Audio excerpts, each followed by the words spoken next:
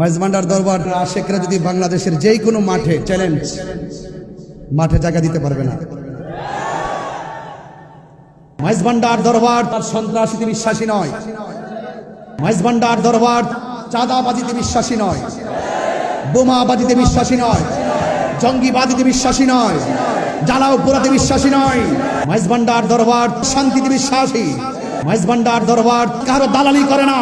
মাইজভান্ডার দরবার মদিনাওয়ালার প্রেমের দালালি করে কথা বলে, ঠিক না? আজকে আমি অত্যন্ত সৌভাগ্যবান যে যেখানে দাঁড়িয়ে আমি কথা বলছি। আসলে মূলত আজকে ওয়াজ করতে আসি নাই, আসছি দরবারের হযরত কেবলা রহমাতুল্লাহ আলাইহির একটু চরণ ধুলা আর হৃদয়কে একটু টাচ করার জন্য।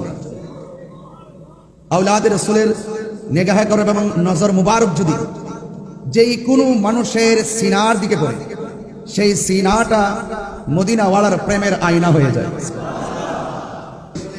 এখান থেকে যদি আমরা একটু দরবারের মায়ার নজর যদি আমাদের দিকে একটু পড়ে যায়, নিঃসন্দেহে আমাদের জীবন ইহকাল এবং পরকালে মঙ্গল হয়ে যাবে। এখন যদি হককে প্রতিষ্ঠার প্রশ্ন আসে, মাইজভান্ডার দরবার থেকে যদি হযরত কেবলার দরবারের পক্ষ থেকে যদি আমাদেরকে যদি ডাক দেওয়া হয়, ডাক্তারহীন কণ্ঠে বলুন, ওই ইয়াজিদের প্রেতাত্মাদের বিরুদ্ধে, ওই মুনাফিকদের বিরুদ্ধে প্রয়োজনে জিহাদের যদি ডাক আসে, আমরা সবাই চাপিয়ে পড়তে রাজি আছি না?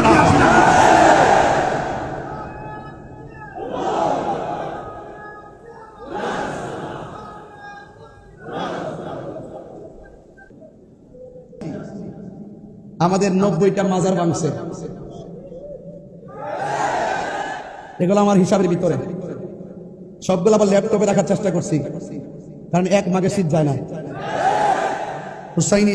হুসাইনি কাফেলা জেগে যখন মাঠে নেমে যাবে, পালাইবার সুযোগ পাবে না।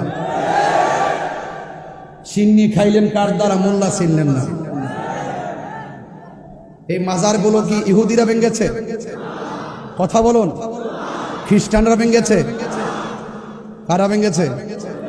ওই যে ইয়াজিদের খালাতো ভাইয়েরা। কথা বলেন, ঠিক কিনা বলেন?